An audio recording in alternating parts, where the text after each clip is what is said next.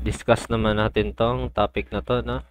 Sa Applied Mathematics, November 2021 Civil Engineering Licensure Examination.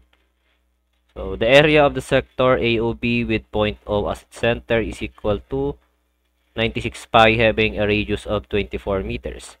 A small circle is inscribed in the sector which is tangent to all three sides of the sector. Find the radius of the small circle inscribed in the sector. So, ito yung actual na tanong and actual choices. Okay? So, ayan siya. So, paano isosolve to? So, binigay si area ng sector. Binigay yung radius. Okay? So, masosolve natin si angle, theta. No? So, anong formula sa area ng sector? So, that is 1/2 r squared theta. Where theta is in radian. So, makukuha natin theta dito is in radian. So, substitute lang natin. Area ng sector is 96 pi is equal to 1/2 times radius squared na 24 times theta. So, solving for theta, ang masosolve natin is pi over 3. So, in radian to. So, kung gusto mo gawin degrees, multiply mo lang ng 180 degrees over pi. So, lalabas na ang theta natin is 60 degrees. So, drawing natin yung sector natin. So, ganito siya, di ba? Ayan. So, this is 24, 24, no? Yung radius.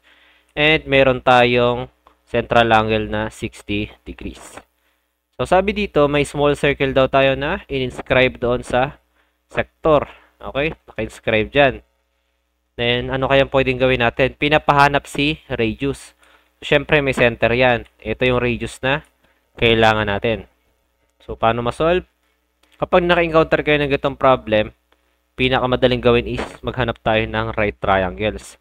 So, since itong radius natin, no, or yung circle is tangent naman, ibig sabihin, makakabuo tayo ng 90 degrees dito.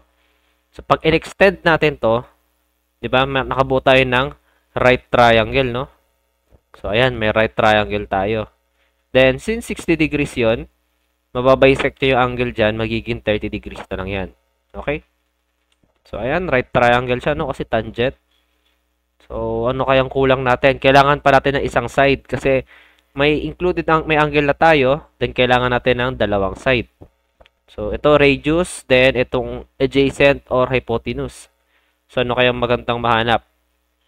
So, hindi siya kalahati nung radius na 24, Hindi yan siya, iba siya. So, gawin natin, eto, di ba?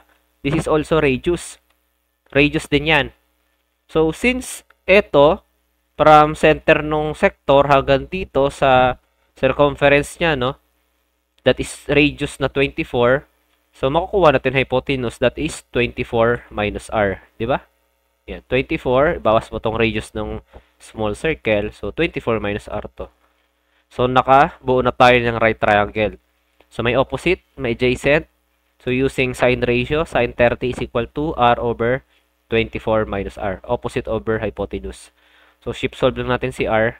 Lalabas ang sagot ay 8 meters.